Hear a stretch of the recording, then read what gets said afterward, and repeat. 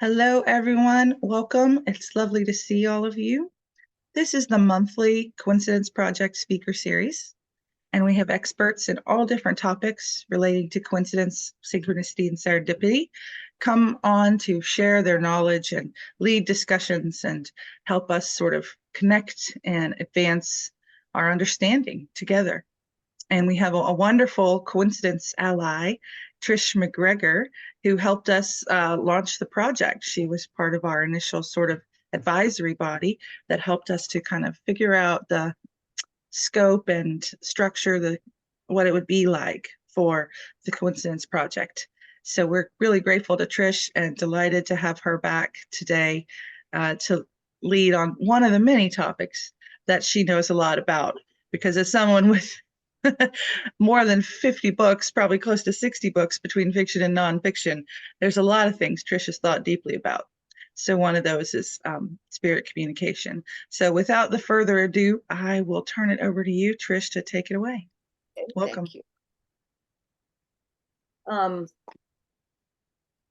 thank you. This story is based on a personal experience. In June 2022, I spent a week with my younger sister, Mary, at her home in Georgia. She had recently had a knee replacement, and I knew she would be bored out of her mind sitting out with her knee healed. So I figured I could keep her company and help with driving her to therapy, grocery store, shopping, taking care of the animals. Even though her husband, Neil, works at home most of the time, I figured he would need some help. So it was a good week. We watched a lot of Netflix, talked about everything. We'd both been born to American parents who lived abroad in Venezuela. So that factor always united us, and that we both loved Latino cultures and people. She knew I was having trouble with an arthritic ankle and said that if I had to have surgery, she would come down to Florida and take care of me, which was a relief since she was an RN. She probably was worried that I would try to walk too soon after surgery. By the time Mary had met her husband, Neil, she was in her early 60s, and he became her third husband, the best of the three of them. During her decade with Neil, she was really the happiest I'd ever seen her. She was always a health freak and the healthiest person I knew. So it was a shock when she died suddenly and unexpectedly on June 6th of 2023, on the eve of my birthday. By the time we'd spoken on June 3rd, and she sounded under the weather. And she said she'd gone to ER for antibiotics for what she believed was a virus, and was now taking it easy in bed. So I didn't speak to her on June 4th, but I texted her and she never responded, which I thought was odd. On the morning of June 6th, I got a text message from Neil. He said Mary was in the ER and her BP was in the 65-45 range. So they had started pumping fluids, meds, and oxygen into her. He also wrote, she's in an ICU room and they may do exploratory surgery. They think it's bacterial and she has strep.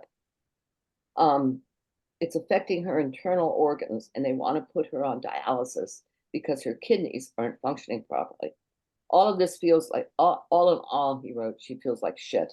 I'll give you an update when we know more. So this news was really unexpected for me and totally shocking. I mean, like I said, she was always the healthiest person I knew. And only 2 days earlier, she and Neil had biked 18 miles just to enjoy a Sunday. And that was after she'd done an hour Spanga class that morning. So that kind of healthy, that kind of endurance. She and Neil had recently returned from a trip to London to visit Mary's oldest son, Arden, and his family who were living there. And her middle son and his wife were also visiting as well from California. They had also gone earlier to Singapore to see Neil's son, Cody, and his family. So I remember asking Neil if she'd been sick on either one of these trips, and he said, no, she'd been fine. So I was surprised at Neil's update. Her BP's okay through meds. Her heart's not pumping efficiently, so her arms and legs are a purplish color. I came home, I'll go back tomorrow morning. He texted this at 8:30 p.m. that evening. About 4 hours later, at 12:18 on my birthday a.m. on June 7th, he called. I can't believe I'm calling you about this, he said. And then his voice broke, and I knew. He said, this is hard. Mary died a while ago of cardiac arrest. Confronted with this terrible shock, I felt comfort in the fact that synchronicities flourish when we're confronted with life-changing events that are also frequently unthinkable. And some years before, my husband and I had written a book called The Secrets of Spirit Communication. So I knew what to look for. So anyway, my husband Rob and I were prepared to leave the next day to go to Georgia and did a lot of running around. At some point when we were in the car, he asked for a sign about Mary. And Juliet, here's that photo of the sky. Did she hear me? Anyway, I sent her a couple photos, and one of them was the sky just opened up and there was a rainbow in the middle of it. So I took that as a good sign. Yeah, that. The next day we drove to our daughter's place in Orlando. That's my sister. And Megan had to work, Megan, my daughter, and decided she would fly to Atlanta the day after we arrived.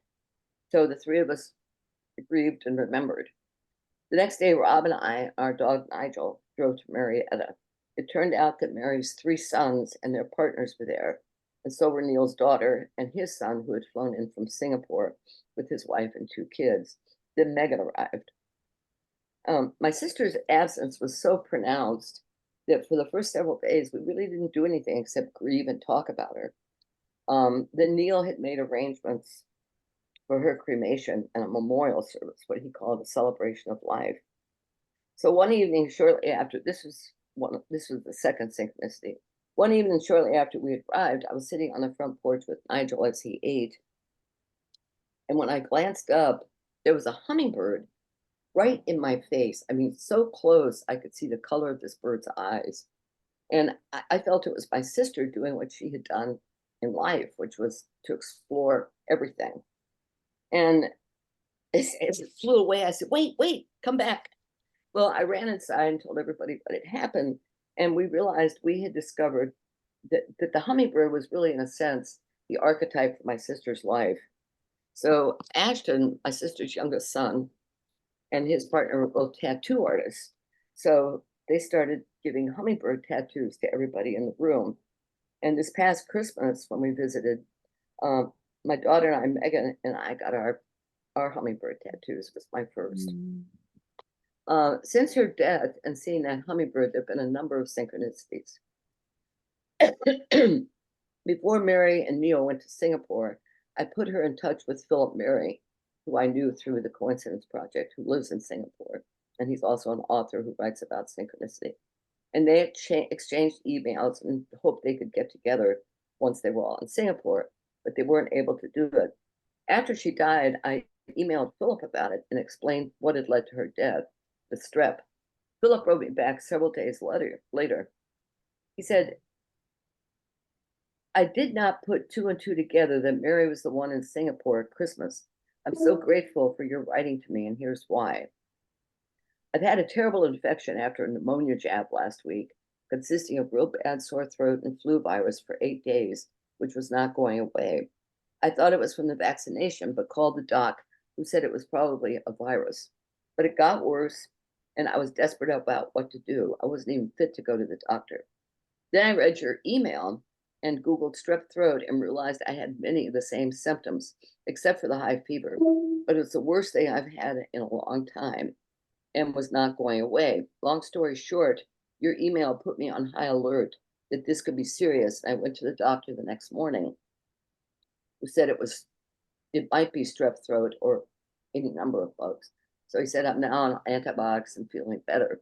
If I had not read your email, I would not have gone to the doctor and gotten the antibiotics.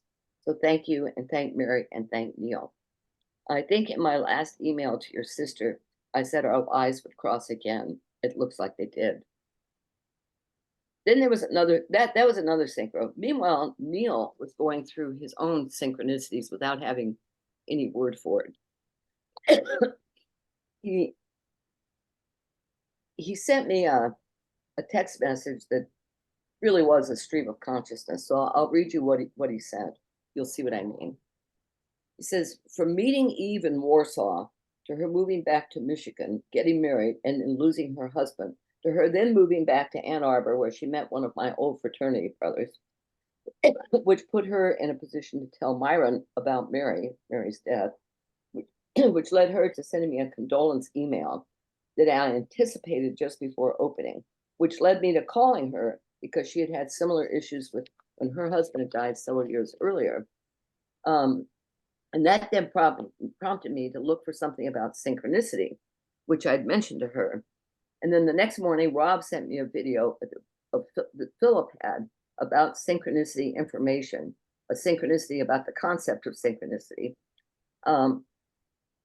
Then my remembering that I'm going through Mary's emails to check on credit card information I'd seen and her exchange of emails with Philip.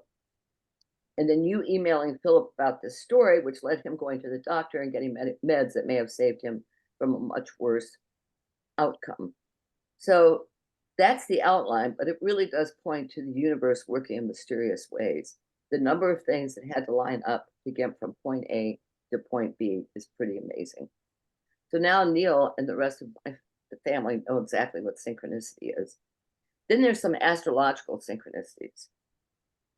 My natal moon is 29 degrees and 56 minutes of Capricorn in my 4th house, which represents home, family, your personal environment. When Pluto entered Capricorn in 2008, I wondered what would happen when Pluto conjuncted my moon. I mean, would I die? Would someone I love die? Then briefly, between March 23rd and June 11th, Pluto entered Aquarius. And in February, as it inched towards the final degrees of the Capricorn, I kept checking my chart. On February 12th, Pluto was at 29 degrees and 2 minutes, conjuncting my moon. Our dog, Nika, technically our daughter's dog, who had been living with us through the pandemic, couldn't get up and acted like she was sick. I took her to the vet and was told that she was bleeding internally and would need surgery and had a large tumor. The vet said she didn't know if it was malignant until she opened Nika up. So here I was alone because Rob was at home recovering from a knee replacement. Megan was in Orlando, and technically Nika was like a joint dog. So I was on the phone with Rob, with Megan, and we tried to decide what to do, and we finally decided to have her put down.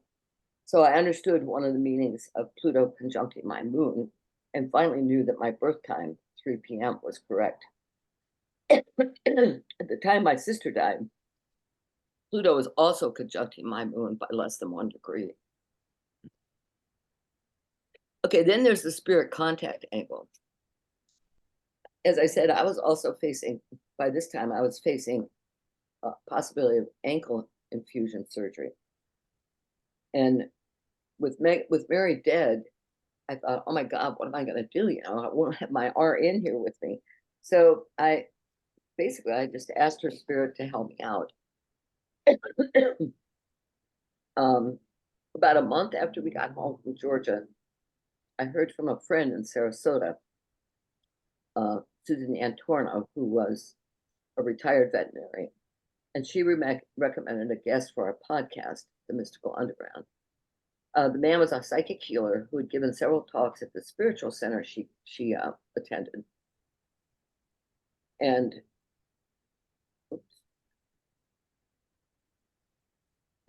and I asked him on the podcast, and then I also asked if he worked on ankles, and he said that he did. So I had 2 virtual sessions with him, and in between, in early August, I was supposed to go back to the ortho and set a date for surgery. So I went back and I kept an appointment with him, and his nurse came in first, and she asked me how the ankle pain was. And I could hear my sister kind of like whispering in my head and saying, don't tell her about this psychic guy. But I blurted it out, and the nurse said, wow, that's fantastic. And she jots it in my chart. So then Dr. Rockman comes in, and my chart's open in front of him, and he says, wow, psychic healer, how does this guy work? And he, so I told him what had happened. And I also said I wanted to delay surgery because the pain was so much better. And he said to me, and this kind of shocked me, he said, listen, Trish, the surgery only gets rid of the pain. If this guy can do that, stick with him. the connection between mind and body is powerful and real. And I was totally shocked this guy didn't burst out laughing.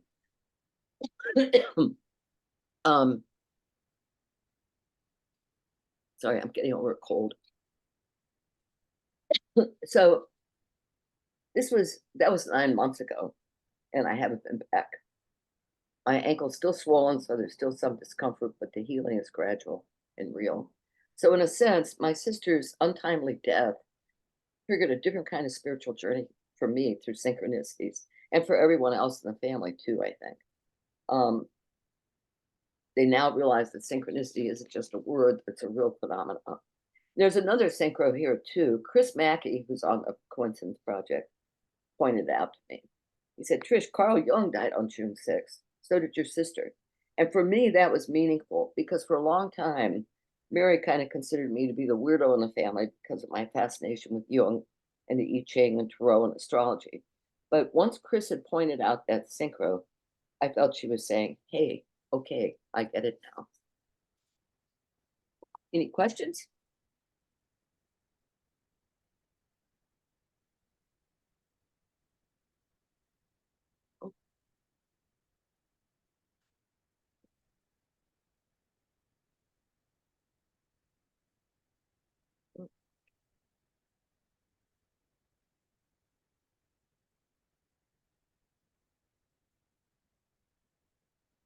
How do I unmute?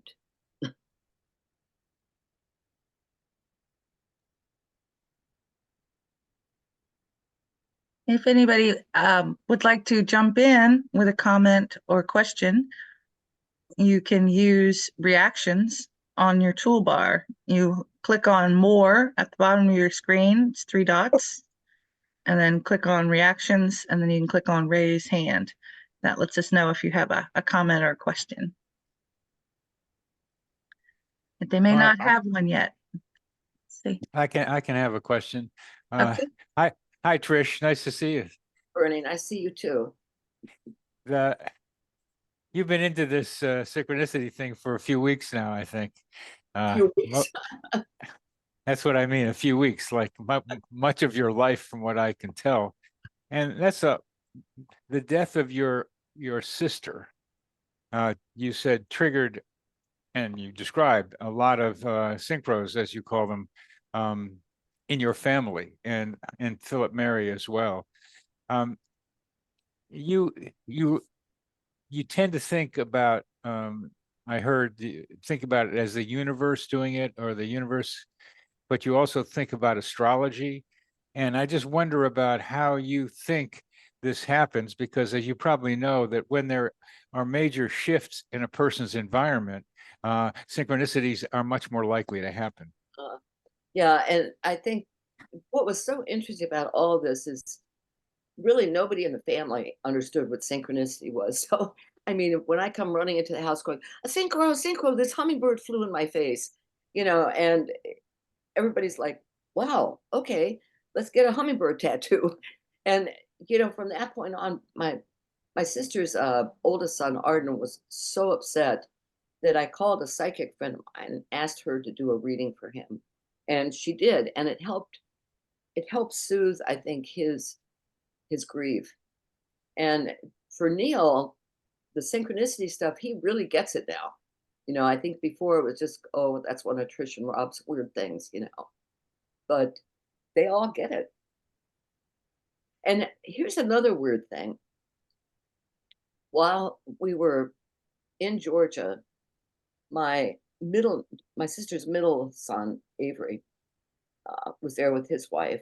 And about 2 weeks afterwards, I get this phone call and they said, we're pregnant. And their baby was just born on March 2nd. So of course, my immediate thought is, okay, Mary, is that you? You came back as a boy this time? Could it happen that fast? So I don't know. I haven't met the child yet, but you never know. I'm hopeful. I see somebody wanted you to talk about your visit to Jung's house. Oh, that was great. I was traveling with, I was in the social work at that time, and I traveled with a colleague, Chris, and she said, why do you, she said, there are a lot of things to see in Switzerland. Why do you want to go to Bollingen? And I said, I want to see Jung's castle on Lake Zurich. She goes, well, why? I said, because. So anyway, we left Zurich on a train. Actually, the train was late, which turned out to be a synchronicity. And we got to Bollingen. I had no idea where the castle was. So I stopped and asked somebody on the street corner, and everybody knew where the castle was. So they directed us to Jung's place. So we got there and went around the back. And there was a guy in the backyard with his dog, tossing a ball to his dog. So I went up to him and said, hi, I'm Trish from Florida. I'm fascinated with Jung's work. And then I told him about the missed train, and it turned out to be Jung's grandson. So we talked for about 30 minutes about synchronicity and all of Jung's work, and how the castle now had electricity, which it didn't when Jung had lived there. And, you know, that just blew me away. I mean, short of meeting Jung, who was dead, it was great to meet his grandson. And it wouldn't have happened if we hadn't missed that. I've been trying to meet his grandson too, but to get him on my podcast and get him on your podcast. But I can't even remember his name, Bernie. Well, I have it someplace, but he's not doesn't want to do that stuff. He's into some other things. But what was it like for you to be in the presence of Jung's genes? I was just totally blown away. I mean, I was what, 26, 27 years old, 28 years old, you know, and that was this really the purpose of my going to Europe was to go to Lake Zurich and to see this place, because I read all of Jung's work, and I was fascinated. And the castle itself was just so stately and so beautiful. And there's his grandson, you know, and it blew me away. I mean, I didn't know. It's hard to know what to even say when something like that happens. So, you know, we just talked about synchronicity, which was something we both knew about. Well, I think the group might be interested to know what you talked about synchronicity about. I wish I could remember. I mean, you know, I told him that was a while ago. It was a while ago. Yeah. I told him about the missed train, and he goes, "Oh, synchronicity." I said, "Yeah, if we'd caught the first train, you wouldn't have been in the backyard here with your dog." He said, "That's true." So, well, for anybody interested, sometimes missing something and not having an expectation met, you ought to just be open, and new stuff can happen if you're relaxed and open to seeing possibilities. and what was interesting when we missed that train, I remember saying to Chris, "This is good. Something's going to happen now. Something will come out of this." Oh, so you knew that already. Well, I felt it. Yeah, I felt it. But that's a general principle, I think, Trish. What you just described is that when something seems bad that happens, you try to be able to turn that into something that potentially is good. Yeah. You have to look for it. Well, it's funny when I said that to Chris, I said, "This is going to be good." She goes, "What do you mean? We're missing lunch." You know, I said, "Well, we can get lunch at Bollingen." And she during this whole encounter, she just kind of stood back and just nodded her head and thinking I'm a weirdo, you know. You are. Yeah, I know. That's okay. That is okay. It's great.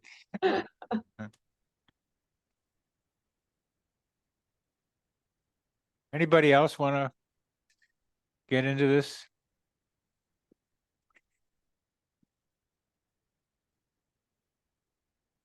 Well, I'm going to do one more, and then I'm not going to do any more. Spirit communication was the title of this. I haven't heard you talk about spirits in this.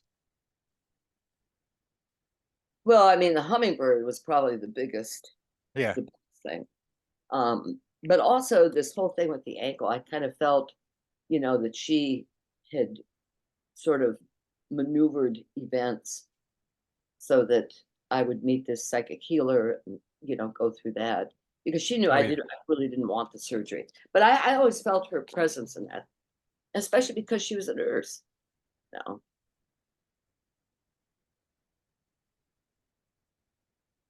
And I mean, I still feel her around. I don't Unfortunately, I haven't dreamed about her or anything, but I do feel her around. You talk to her? Yeah, sure. I get pissed off at her and say, what the hell? You weren't supposed to die first. You know, And what does she say? she says, I'm out of there. I'm gone. What I think happened, Bernie, this is Neil and I have talked about this, was that maybe she, at some point in this whole 2 days that she was in the hospital, she sensed that she was going to be incapacitated in some way. And I think that's why she chose to leave. Yeah. Yeah. You know, because she's a very active woman and it would have just been awful for her to be incapacitated in some way. And also, a lot of what's interesting is after this happened, a number of people who were psychics got in touch with me and said that kind of confirmed what I just said. You know, she felt that she was going to be, you know, incapacitated in some way, and she didn't want to stick around because there would be no other reason. She was at a point in her life where she was very happy. You know, her sons were doing well. She was happy in her marriage. So, Yeah.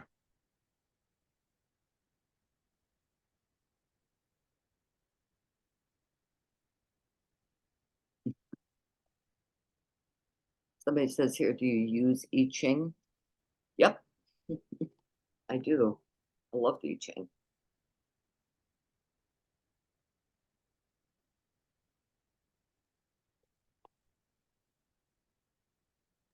Another of our speaker series sessions was with Mary Kay Landon a couple months ago, entirely on the I Ching. So for Jack, who's curious about that, we have a whole session up on our YouTube channel. And I see Mary Kay has raised her hand. So I'm gonna bring Mary Kay up also here in a sec. Mary Kay, are you able to put your camera on?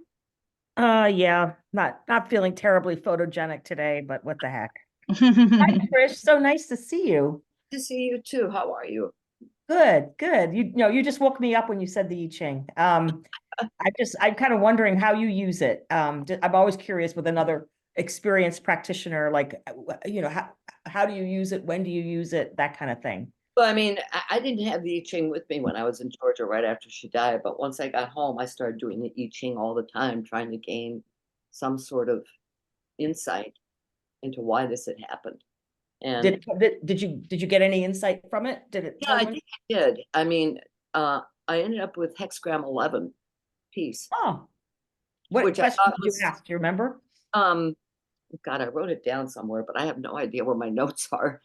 I think I just asked why did she leave at this point in her life? You know, when she was doing so well and family was happy and everything else. And it had to do with finding peace. Hmm. You know? And since, I mean, because of the I Ching is how I got into synchronicity when I read Yeah. the introduction to Wilhelm's edition. Yeah, right. Yeah, he makes the direct link there, definitely. Yeah, I have found with the I Ching, with when trying to deal with matters of the afterlife, it's a little difficult because it seems that the I Ching doesn't make a lot of distinctions between living in it seems to not act like there's a big divider there. There's only maybe one line in the whole I Ching that really even kind of talks about death. And even then you can, of course, interpret it metaphorically.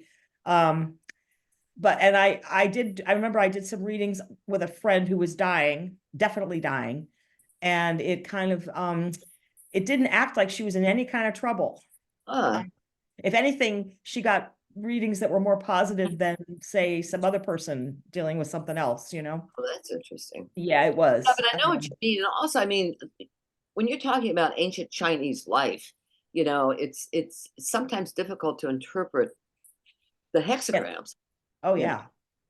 Oh, absolutely. Yes. In fact, the hexagram for army, I just recently went around with a client on that one. You know, it's very tricky to interpret for modern times. Yeah, it is. And especially when you're talking about somebody dying of strep throat, you know, I mean, or, you know, okay, Ching, why did this happen? Right. Yeah, it's different. I find that those readings are hard to interpret. I have to be honest, I haven't used it that much lately on afterlife issues. I should try it again sometime. Now, let me know what you come up with. Yeah, yeah, it's very tricky. Because I as had I a said, lot of- Go ahead, I'm sorry. no, because the I Ching doesn't see a big distinction, which is kind of interesting. Well, I had a real distinctive thing that happened. This was a number of years ago. My mother was in an Alzheimer's unit. My father had Parkinson's, and everything in the family was kind of like awful. And so Rob and Megan and I went on a trip, and every step of the way we got number 33, aisle 33, seat 33, Oh, flight 33. So it was all about retreat. And when I when I looked at hexagram 33, I thought, okay, this fits. And that's one of the things I do. If a number appears repeatedly, I always go to the I Ching first. Oh yeah, I definitely have certain numbers that I like and don't like based on the I Ching. Yeah. Though it's funny, we have a member of our in our board that 33 is like her life number. Like Really? yeah, yeah. She loves Wow. that number. Yeah, she goes on and on about it all the time, like how she sees it a lot and she sees it as a positive for her. And then I reminded her during one of our meetings, well, in the I Ching, that's retreat. and like my house number here is 33, and I'm kind of like, it actually is bearing itself out now because I'm getting ready to retreat from this house. So yeah. That's interesting. Anyway, for her it has a different meaning. So anyway, I don't need to be dominating the conversation anymore, but thank you, Trish, for Well, thank you. doing this. It's nice to see you. Nice to see you too. Well, I think we have an audience who's very interested in this intersection between synchronicity and spirit and I Ching. We have one more question posted in the chat. Is it okay to use I Ching on an app?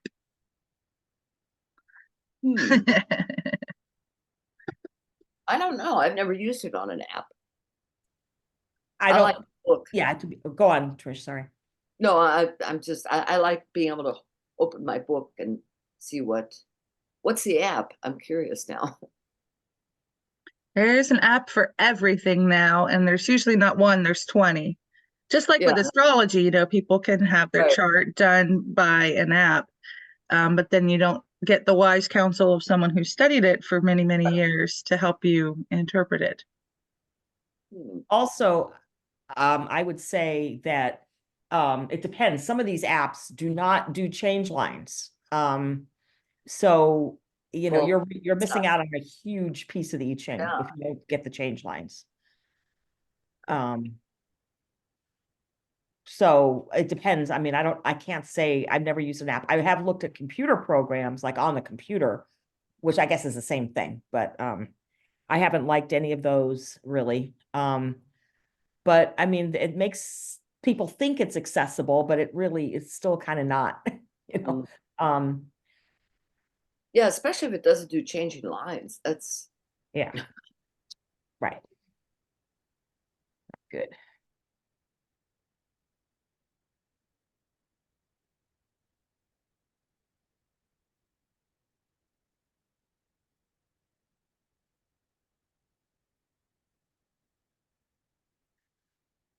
Well, Trish, one of the things that we've done in some of the speaker series is let folks go into a breakout group and just have a little bit of conversation with whatever's coming up for them at this point. We have plenty of time. Is that something that you might want to let people do? sure. All right. What would you like them to talk about? Do you have any particular Whatever sense? they want to.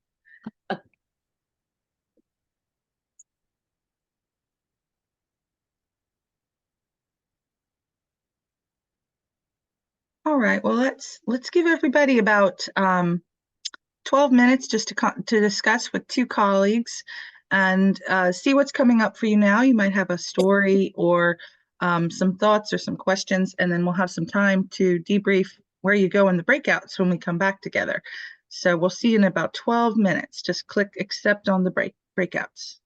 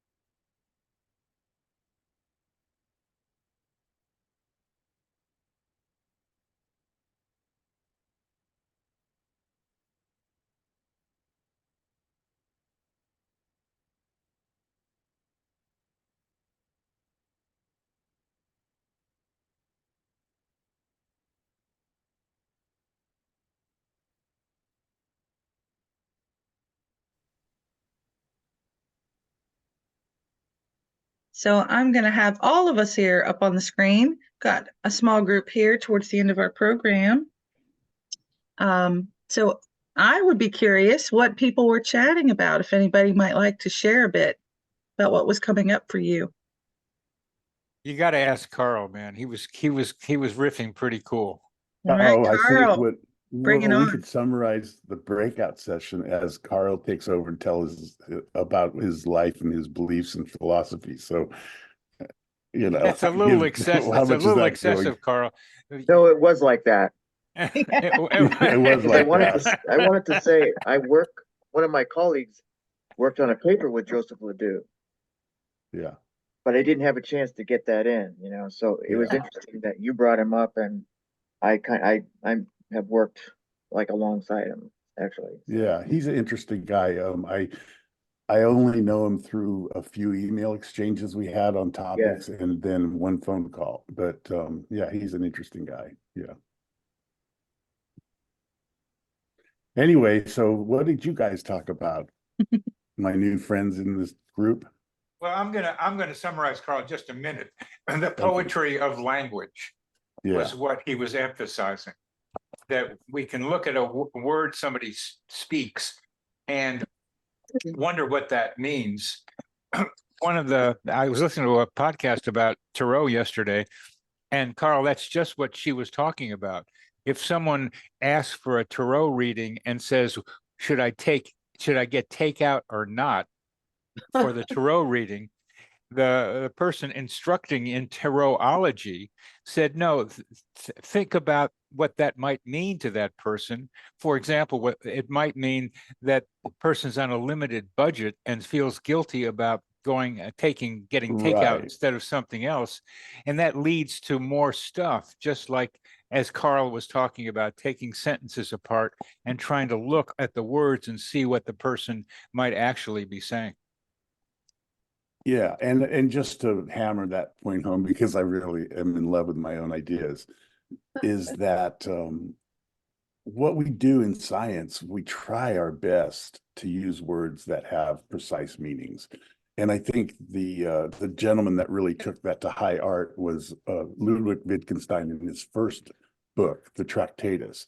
And then Bertrand Russell immediately, oh my gosh, he's gushing about, he solved the whole problem. We've got a way to say what's a real word, what's not a word. And then he realized that was sort of a game he created that didn't have much to do with real life. And then he abandoned it and he went on to contextualism. But the point is that even when you have your first experience of anything as a child, like a image of your mom, she comes into your focal point, yet you don't have a word for it. By the time you learn a word for it, mother, mom, whatever it is, you've got so many entangled associations with that word that it can't possibly mean the same thing it means to the other guy who never met your mom and his mom. And so we just build this language on this premise that, oh yeah, mom is mom. Come on, don't be an idiot. You know what mom means. But when we actually use mom, we start using it metaphorically, like Mother Nature.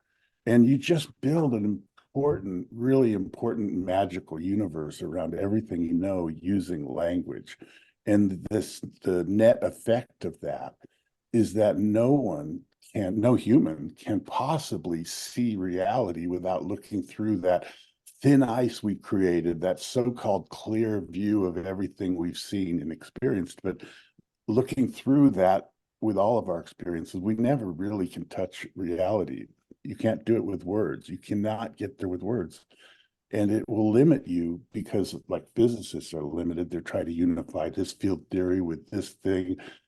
But to unify it would be to abandon all of these separations they made. So they have to get a whole new language that unifies. So it's all words. It's like a big word game, as Wittgenstein once said. So I really love that, because I don't want to have a universe that's only meaningful because I've got a bunch of language in my brain. I want a universe that's meaningful because I'm here. I mean, I am this universe. I'm watching it and I'm part of it, and I'm not separated. So I guess I really believe all separation, anything you can say is separate, is an illusion, because nothing is separated. Wise I have a words, Kyle. Carl. Very Words, see, wise. we're stuck with the words, right? Somebody asked me this morning when people say it's the universe speaking to us, what do they mean by universe? Those are Exactly. just words. You can't Yeah. possibly know what that means. Uh-huh. You can't, I mean, you can imagine what it means and we can all agree. You know, that's the thing is you can agree. And if you agree, you might understand, but we'll never know whether you understand because you could just be agreeing by aligning with me. Like we're all on this team. And so we all agree on these premises, but we don't know what they mean. You see that in politics quite a lot now. All the time. Yeah. So you can't know. So I guess the best way that I can get to know you in particular, I met you today, is by just getting a feeling of how much we are alike and looking for those things that join us. You know, we like when I was watching you talk, I realized that, you know, I also had a mother that died. I also had a sister that died. You know, and just looking for those joints that come together and really isn't that synchronicity is bringing these little items that are called events in our life together as one. So the best way for me to understand the universe is to just experience the universe, Right. not really put words around it. But we also are human beings who talk. And So that's the poetry. That's the poetry. And we're all dancing poets, and we're doing it mostly unconsciously, like being inspired to write a poem. That's the same concept. We live our life every day interpreting everything in an inspirational poem for the day. That's a good way to put it. Metaphors gone wild. I'm curious what Mark and Zarko were talking about. What did you guys chat about? Just synchronicity. Can you hear what I'm saying? Yes, we can hear Yeah. you, Mark. Yeah, we were just talking about our own experiences, and everybody experiences it differently because it's subjective, and so it's unique to each person individually. And that's what makes it so interesting because it's also universal. The combination of the thing makes it really quite interesting. Mine comes through numbers primarily. By far the strongest force for me. Not so with Zarko. Yeah. Zarko. His is quite different, which is expected. Like what numbers? Numbers, I don't even know where to begin, right? Like, if you do your numerology to start with, so my numerology is there are 6 numbers of numerology. There's a central number, which is 3, which is me, and then there are the 5 other numbers, which are all 9s for me. And 9 is wild card, and 3 is mediative, and it's exactly what I do in my life. I'm a doctor.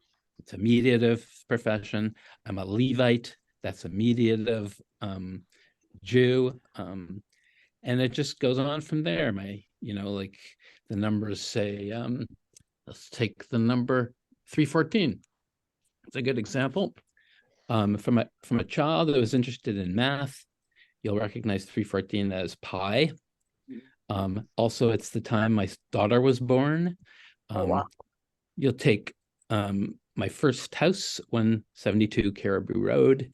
If you take the digits backwards, 271, that's E, another mathematical number. If you take my present phone number, 8, I told this to Carl, right? My present phone number, 826-3015. 826 comprises the letters in English H, and 26 is Z. That's Hertz sound frequency. 30 is the day my mother was born. 15 was the day I was born. It's telling me you want a communication between me and my mom. Interesting. Yeah. Phone number, first phone number is 487-9990. 3 9s, coming from, the 9s of my numerology. And, as you know, astrology is primarily based in numbers. So is Kabbalah. So is I Ching. They're all based on numbers. So that's how it works for me. What about Shanice and Trish? What did you guys get to talk about? Talked about Louise Hay and Dispenza and y'all, just healing in general, how it works. Well, Yeah. I wanted to say what was my point. Oh, sorry. No, go ahead. Go ahead. Let's hear Shanice, then I'm going. Oh, well, We start to stop. Yeah. I was just asking her about the healer, and yeah, we were talking about Joe Dispenza, and I was telling her I do healing too, and I my whole thing is I want people to understand that we all have the ability to heal, at the very least ourselves. You know, yes, it's cool to heal other people, but you have the ability, like Joe Dispenza did, to heal himself. Now, she did bring up the fact that he and I didn't think about that either. He's a chiropractor, so of course he had that added advantage of being able to visualize his spine and put that all together. That's an advantage he had. But if him as a doctor could coach somebody, the next person, to do the same thing, that is like totally awesome. That lets you know that we can all heal ourselves. Not all of us would need surgery or things of that nature when it comes to Western medicine. All we would have to do is use the power of our mind to heal. So, and then we were talking about Louise Hay and how, and I was telling her I saw an interview that she did where she was first working with the AIDS patients, and she was telling them to visualize the AIDS cells and visualize it like a video game, that you're playing a video game destroying the AIDS cells, and how that actually helped some of them live longer than what the doctors had actually told them. And how it's amazing too, how doctors will say, oh well, you have 6 months to live, but then that person is still here 20 years later. How do you explain that? It lets you know that the doctors aren't always right. So it's all about this right here. So I mean, look what Louise Hay did. She not only surpassed the well, you're going to die soon. She went on to create one of the biggest and most impressive publishing houses. Plus what she contributed to healing and to our knowledge about emotional. When ask your body, okay, you have a problem seeing something. Okay, what is it you're not seeing? And she would have the emotional thing in her list and heal your body. I don't know. She was a paragon. totally. How about you then, Jaco? Yes, I was talking about, that I came last few years just to the idea that the things happen to me coincidentally, and that I am very attuned to them, because all my life I thought that I don't have any kind of my free will, because there was a fate, there was destiny, and whatever happened to me was just happening to me, and all kind of interesting things happened to me. But when I kind of start to look on my life, I know that I have lived always with this attention to whatever is going to happen next. That, oh, wow, if the things are not normal, then something is going to happen, what is going to be better, more interesting, something of what I'm going to be learning and so on. So that I put myself every single time that the things were not going to talk in the attitude of expectation, and said, now, what is going to happen now? And I gave one example to Mark. Now it comes to me another example. Just when I was talking, I was hitchhiking through Germany in '59, many years ago, and I wanted to get into West Berlin. That was before the war, and you had to pass through the East Germany.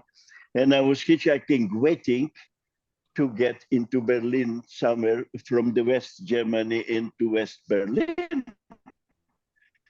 And somebody would come, and I said, I waited for 1 hour, which never happens. Everybody always picked me up quickly.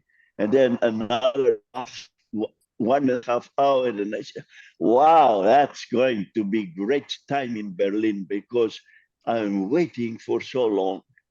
And then it came, yeah, the guy came there who was professor at Berlin University, immediately they put me in the graduate student dormitory with my room and the kitchen and everything was free.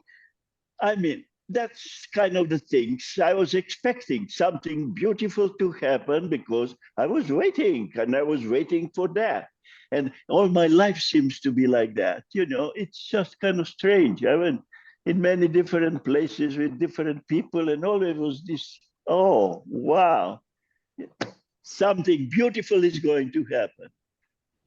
So, and I can basically say hundreds of events which happen in my life like that, which it kind of makes me happy. I was never happier than now. I said, wow, you know, that was so wonderful. I had a good life. And I always thought, wow, you know, in the past, I would say, uh-oh, I don't have any free will. It's the things just happen to me. But now I said, well, no, I'm choosing it. Just a moment. Okay. I said, Thank you. Well, Trish, I think do you want to maybe bring us to a close here? It's been such an interesting conversation. I appreciate the opportunity, and I don't really have anything else to say. I just keep writing about synchronicity. I just finished another book. This one's called Mind-Blowing Synchronicities. What are the chances? So we'll see. Oh, yeah, that's good. I like to get the weird synchronicity stories. So it's good that you're collecting them. Juliet, I have one comment to help end with. Just hearing the last three people talking, at least that I could remember, like Mark and Carl, and Shanice, that each of us, and Jack, each of us has our own way of doing this synchronicity thing. And sorry. a standout thing that struck me was just Mark and his numbers. I mean, that's he could go on for a long time with all the numbers that he's got in his head.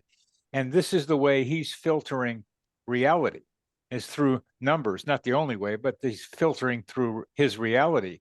And it's so important, I think, now for us to not only recognize that synchronicities are common, but look at the filter that each of us uses to understand them or even see them. Now, Carl's going to go above all that and try to see where it is experientially, which is also very important. The experience of meaning is not something you can put names on, but we can do something with numbers and maybe other things. I mean, Zarko having a good time, expecting something to happen and thinking about free will. These are a little more ambiguous ways of thinking about things, but I just point to Mark and saying he's got a very specific way of looking at not all meaning coincidences, but look at the meaningful coincidence in his life. And I think each of us who get into this have a way, our preferred way of filtering all the inputs that come into us. Yeah, and I think that's been part of the brilliance of being able to come together around the Coincidence Project, is bringing you guys out of the woodwork wherever you are, all around the world, having people join us that have these amazing experiences and lenses through which they're filtering or experiencing reality or describing it. And Amazing. let's end with sending some good positive energy to Juliet. I was going to say that. Shanice, you can help do that. It's like she got a bit of a fever, and she's going to miss one of her birthday parties tonight. So let's just say, ooh, however you do that, hope you feel better really fast, Juliet. Love and light. and beautiful. Thank you. Thank you so much. And feel fine. That's Bernard, better than feeling better. Yeah. And Bernard, your interview with Russell Targ, that was awesome. I love that interview. Oh, thank you. Thank You're you. welcome. Thank you. I was telling Trish about it. I was like, oh my God, that interview was so, I gotta go see that one. That's fine. it was everything. Thank you, Trish. It's been great having you back with us to prompt this lovely conversation. You all take care. Thanks Thank you, again. Trish. All right. Thanks, Thanks, Jerry. everybody. And we'll post this to the YouTube if you want to watch it in replay. So we'll see you next time. Okay.